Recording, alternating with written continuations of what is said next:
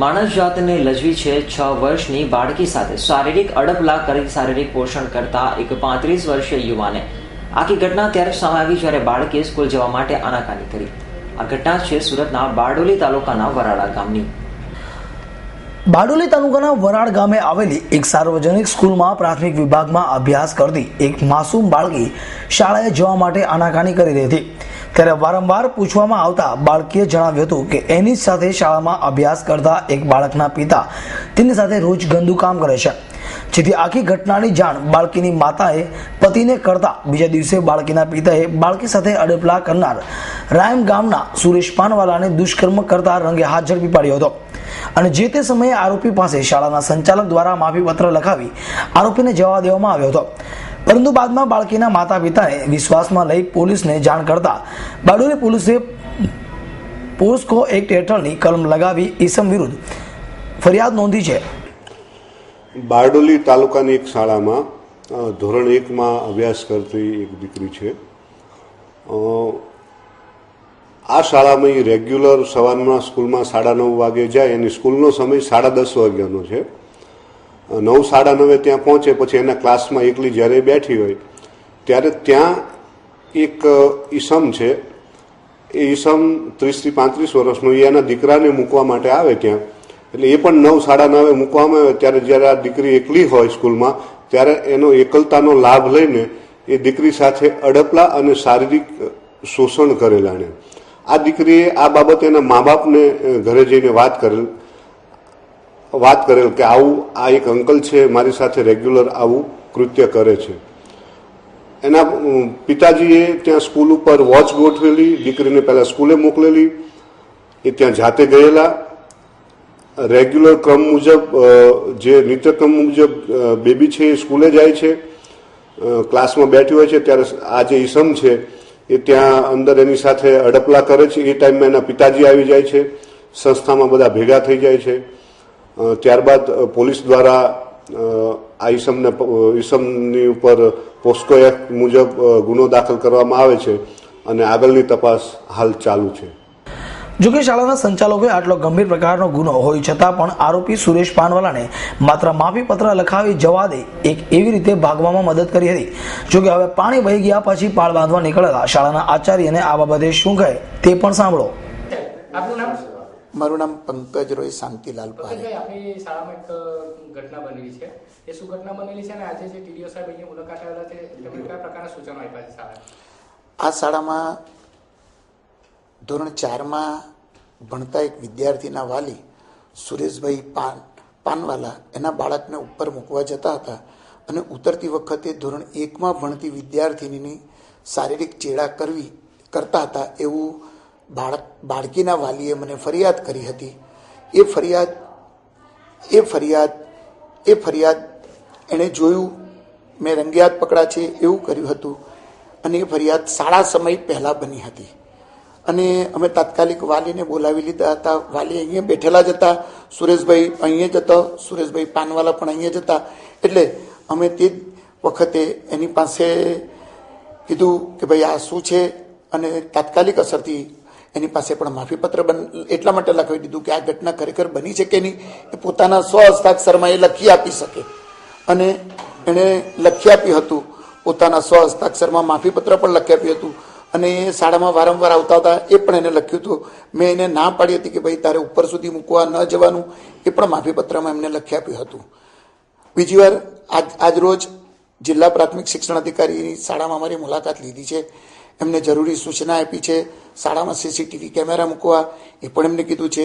બીજું જે બાળકો બસમાં આવે છે તે બસના દરેક ડ્રાઈવરો અને માલિક એ બંને પાસે પણ અમારે કરારનામું લઈ લેવું કે આવી ઘટના અહીંયા જ નહીં પણ બસમાં બને તો શું, તેને માટે પણ એ લોકોને ફિક્સ કરવા ડ્રાઈવર અને માલિકને, તેની પણ અમને સૂચના આપી છે અને દરેક સૂચનાનું અત્યાર સુધીની પણ આગલી અગાઉ સૂચનાનું પણ અમે ચુસ્તપણે અમલ કરીએ જ છીએ, આ સૂચનાનું પણ અમે ચુસ્તપણે અમલ કરીશું અને આવી કોઈક અપકૃત્ય ઘટના ન બને એની પણ અમે કાળજી રાખીશું અને આ ઘટનાથી શાળા દ્વારા ફરિયાદ પોલીસ મથકમાં નોંધવામાં ઘણો સમય લાગ્યો, એનું મુખ્ય કારણ કંઈક જણાવી શકશો? એનું મુખ્ય કારણ એક જ હતું કે જે ઘટના બની ગયેલી તે ઘટનાના વાલી એ એ ફરિયાદ પોતાની દીકરીની બદનામીના ડરે બીક હતી કે ભાઈ મારી દીકરી, અમે 3 ભાઈઓ વચ્ચે, મારા કાકાના અને મારા 2-3 ભાઈઓ વચ્ચે સાહેબ એક જ દીકરી છે, મારી દીકરી બદનામ થશે તો મારું શું થશે. અને એ ભય જ્યાં સુધી તૈયાર ન થાય, અને બીજું સમાજમાં દીકરીની ઇજ્જત સાચવવી એ દરેક વાલીની નહીં, આચાર્યની નહીં, આપણી સમાજની પણ જવાબદારી છે. એ ધ્યાનમાં લઈને અમે એને તૈયાર કર્યા અને સંચાલક મંડળે શનિવારે મિટિંગ બોલાવી, એને પાછા સમજાવીને શનિવારે અમે FRI ફડાવી દીધી હતી. હવે જે સુરેશભાઈ જે ઘટના ઘટેલી છે ને સુરેશભાઈ જે કર્મ કરેલું છે દુષ્કર્મ, તો તમે એક જવાબદાર છો શાળાના સંચાલક તરીકે, તો કયા પ્રકારની સજાની અપેક્ષા રાખો છો? આ દુષ્કર્મ કરવા બદલ સુરેશભાઈને સરકારશ્રીના ધારાધોરણ મુજબ જે કંઈ પણ આકરી સજા થાય તે આકરીમાં આકરી સજા જ થવી જોઈએ, જેથી કરીને આવી કૃત્ય કોઈ બીજો વાલી કે કોઈ બીજો વ્યક્તિ નાના બાળક સાથે કરતો તો ચોક્કસપણે અટકી જ જઈ શકે. આ મામલાને દબાવવા માટે રાજકીય પક્ષ તરફથી કોઈ દબાણ આવેલું એવી વાત બજારમાં ફરી એ કેટલી સાચી? મારી પાસે તો કોઈ પણ પ્રકારનું મારા ઉપર દબાણ આવ્યું નથી. તેની હું મારી પોતાની વાત કરું, બીજાનું તો મને કંઈ ખબર નથી. Okay, thank you. બરાબર છે. મારા પર તો કોઈ સાહેબ દબાણ, અને બધાને ખબર છે કે સાહેબ કોઈ દિવસ મારા પર કોઈ પણ પ્રકારનો રાજકીય. હાલ તો આરોપી સતીશ માનવાલા પોલીસ પકડથી દૂર છે, પરંતુ ઘટનાની જાણ શાળા પર થતા જ દોડી આવેલા પ્રાથમિક જિલ્લા શિક્ષણ અધિકારી શું કહે છે તે પણ સાંભળો. આજે આ ઘટના બાબતે મને ગઈકાલે જ મેસેજ મળ્યા હતા, એટલે આજે જ રજા હતી ગઈકાલે, એટલે આજે જ હું આવ્યો છું. મેં તમામ હકીકતો જાણી છે. વાલીને પણ બોલાવ્યા હતા, જે અસર કરતા બાળકી ત્યાંના, અને એની પાસેથી પણ બધી વિગતો જાણી છે.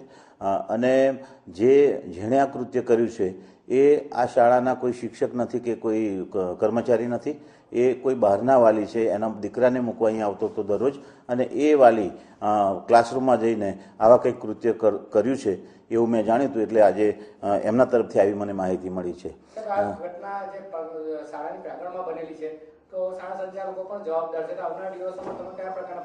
તો આવનાર દિવસો મેં અત્યારે માહિતી લીધી છે. એમાં આવી ઘટના પહેલું તો એના ન બને એના માટે શું કરવું જોઈએ એના કેટલાક સૂચનો આપ્યા છે. એમાં વિદ્યાર્થીઓ જે શાળામાં વાહનમાં આવે છે એ વાહનો સીધા શાળાના અને આચાર્યના અંકુશમાં હોય એ માટેના ભારત સરકારની ગાઈડલાઈન મુજબ અનુસરવાનું મેં કહ્યું છે. બીજું કે આ શાળામાં દરેક ક્લાસમાં અને દરેક જગ્યાએ CC કેમેરા ગોઠવવાની પણ મેં સૂચના આપી છે, અને આવતા 15 દિવસમાં આ કામ પૂરું કરવા માટે મેં એમને તાકીદ કરી છે. બીજું કે આ શાળામાં ભણતા દરેક વિદ્યાર્થીની સલામતી જળવાય એ બાબતે શાળાના આચાર્ય એ ખાસ ધ્યાન રાખવાનું પણ મેં એમને કહ્યું છે કે આવું કદાચ વારંવાર ન બને કે પુનઃ આવી ઘટનાનો કોઈ ન થાય શાળામાં, એ બાબતે પણ મેં ઘણી બધી સૂચનાઓ આચાર્યશ્રીને આપી છે. અને ત્યાર પછી પણ મેં આ બાબતે મેં જે રિપોર્ટ તૈયાર કર્યો છે એના આધારે શાળા સંચાલક મંડળને અને આચાર્યશ્રીને પાસેથી હું લેખિતમાં ખુલાસો માગવાનો છું. જરૂર જણાય તો જે માન્યતાના નીતિ નિયમો છે એના આધારે કદાચ એવું લાગે ને ગંભીર જણાય શાળાના સંચાલકો કે આચાર્ય, તો આ શાળાની પ્રાથમિક શાળાની માન્યતા રદ કરવા સુધીના પગલાં પણ લેવાની અમારી તૈયારી છે. સ્ત્રી સશક્તિકરણની વાતો કરતા ગુજરાતમાં જ્યાંના મુખ્યમંત્રી પણ એક સ્ત્રી છે, ત્યાં હાલ તો બાળકો પણ સુરક્ષિત નથી, ત્યારે ગુજરાતને વાઇબ્રન્ટ કરવાની સાથે સુરક્ષા પર ધ્યાન અપાવવું એટલું જ જરૂરી છે. Indramal Shah, S9 news, Bardoli.